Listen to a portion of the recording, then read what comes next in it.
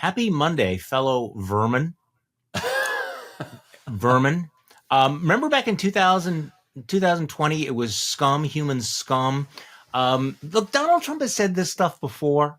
And I know we'll be accused of the Trump derangement syndrome, but I think it's interesting that Trump once again gives a speech where he says, hey, the real enemies are right next to you. The real enemies are your fellow Americans, and we're coming for them. They are vermin.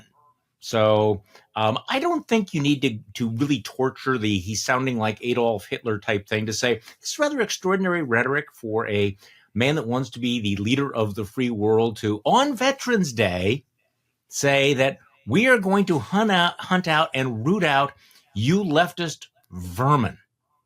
Right.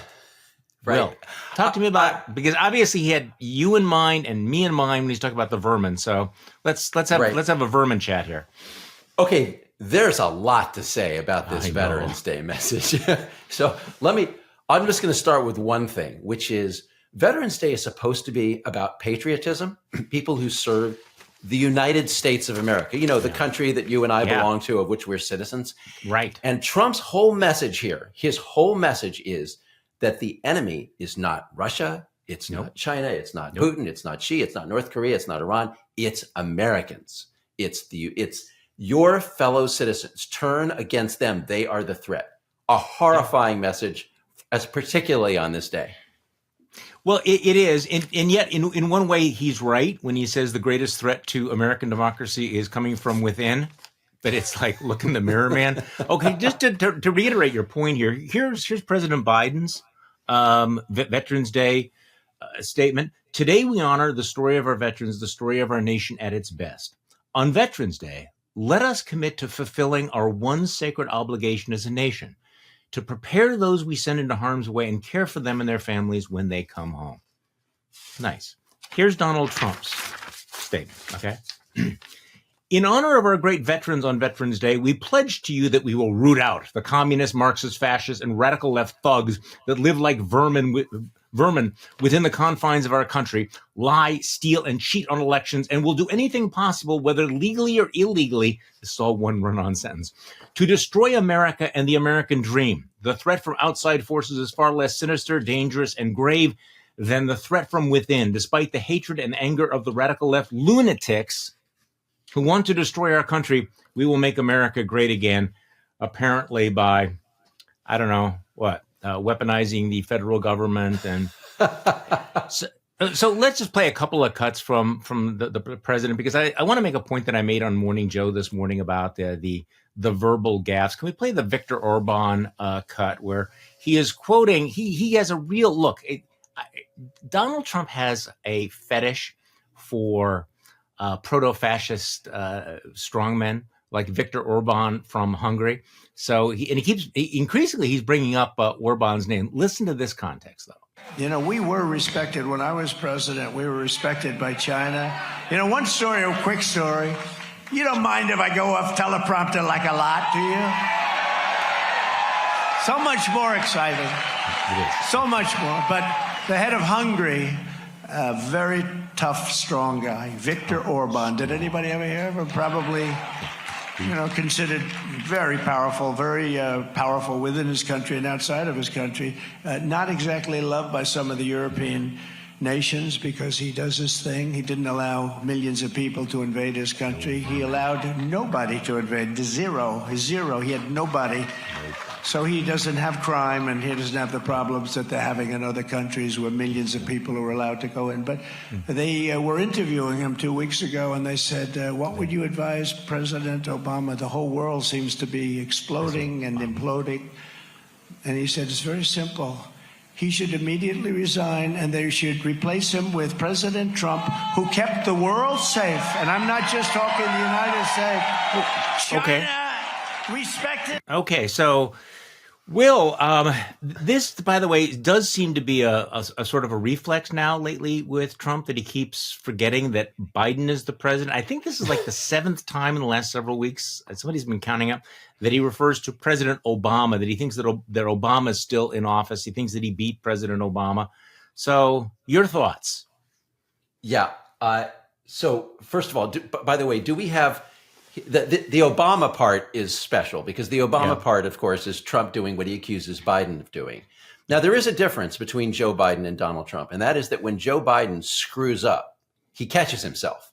He's like, he'll go back and try to get the sentence right. Donald Trump doesn't want to show anyone that he just screwed up. So he just rolls right on as though Obama's the president, right? We're going to, but obviously this is sort of a selective application of the claims of aging and senility, which is there's like 3 years apart between these two guys, right? Between Biden and Trump.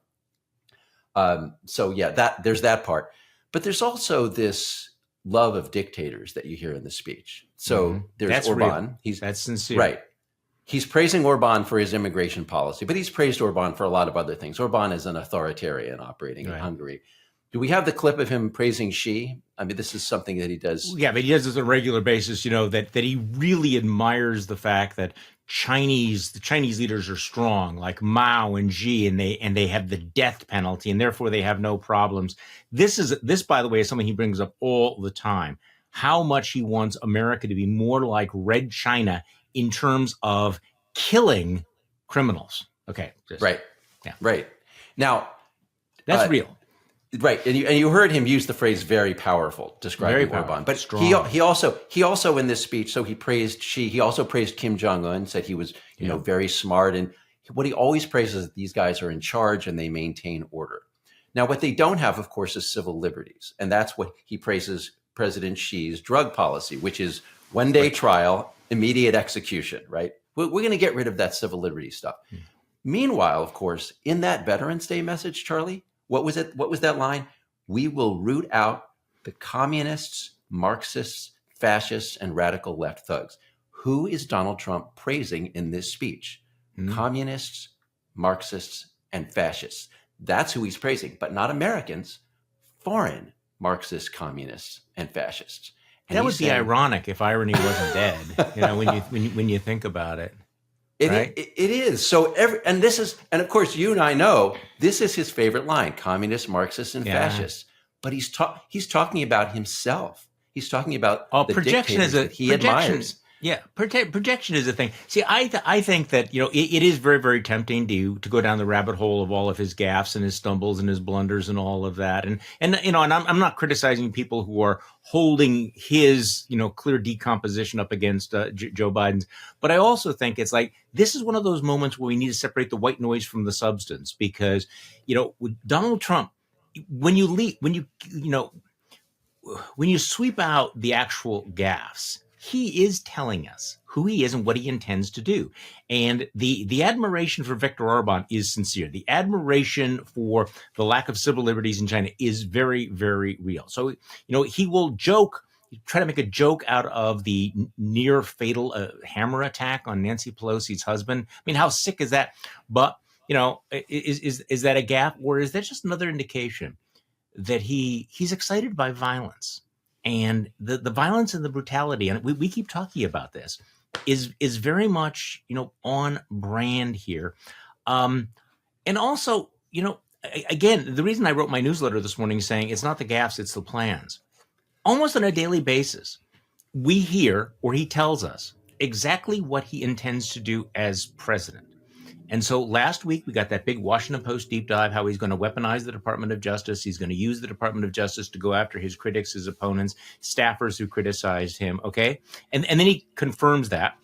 Then this weekend, we get the New York Times story that says his immigration plan includes mass arrests, huge deportations, and camps. Okay. Camps. I just want to, for people who think, well, yes, but, whatever the thing. He plans to scour the country for immigrants living here without legal permission and deport them by the millions. Okay. Following the Eisenhower model, we will carry out the largest domestic deportation operation in American history. To help speed up the mass deportations, Trump is preparing an enormous expansion of a form of removal that does not require due process hearings, because due process is for cucks.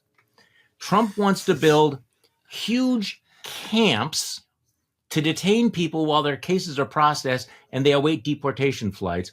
And Trump, in order to pay for this, You know, he doesn't need no stinking congressional authorization. He will redirect money from the military budget, as he did in his first term, to spend more on a border wall than Congress had authorized. And the point is, he fully intends to do this. And his team is working overtime. They're making no secret of this Plan 2025. The Heritage Foundation is cooking up to vet, only the craziest, most, avid, rabid loyalists to be in the government. And it's like, okay, we can make fun of the clown, but I'm sorry to repeat myself, a clown with a flamethrower still has a flamethrower. And, Right. We could focus on the clown car, but we ought to focus on the fact that he's got a neutron bomb in the trunk. So. Right. And part of what he bragged about, this immigration plan. Now, there are actually elements of the Trump immigration plan that I agree with, but the ones I don't agree with are nuts. They're just nuts. So we have the concentration camps. Right. Yeah. No, he doesn't say actually concentration camps, but I know. The suspension of, we're trying to end run due process, right? That's one thing. We're also trying to end run the Constitution, because this funding mechanism, the whole idea, remember, is he doesn't want to have to go through anybody else, like the people's representative. I alone. Right. I alone will fix it. So it's an authoritarian model. Now, the Constitution explicitly says, as you and I have discussed, that funds have to be appropriated by Congress. The president can't appropriate funds. He doesn't care. We're going to go right around that. We're going to take money from something else that Congress appropriated from the military budget. We're going to use it for this immigration plan. Now, any other president, Charlie, would go through Congress, would say, here's my plan. I'm going to get Congress to pass it. And this is what we're going to do. You would hope so. Trump's. Yeah. So he's going to circumvent that. He's going to circumvent due process. Now, how many million people do we think are in this country without illegally or without authorization? 10, 11? Maybe 10, 11. So I've heard of estimates of 15 million. Okay. The point is, a lot of boxcars filled up. Sorry. Okay. No boxcar jokes today, but imagine how many, I don't want to say jackbooted thugs, but imagine how many law enforcement or military or National Guard he would have to assign to do this, and where they would have to go. Imagine the invasiveness and the prevalence of this force that he would be sending all over the country. I mean, from the standpoint of a country that believes in freedom, this is pretty crazy.